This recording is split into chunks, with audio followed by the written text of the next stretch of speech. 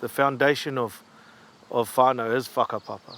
We come from somewhere that, you know, we don't live long enough to really truly experience that true circle of who we are.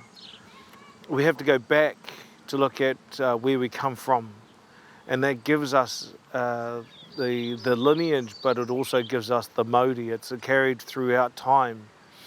It can link us into many other places, and if we can only link one generation, then we haven't gone far back enough. I think it also comes right back into where we can sit and be in a space of natural law.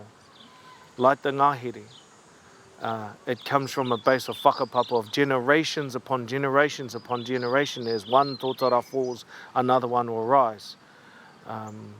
It gives us our true DNA in the sense of where we can link ourselves back to the originating of time. So whakapapa is the absolute key foundation, and understanding that is very, very important.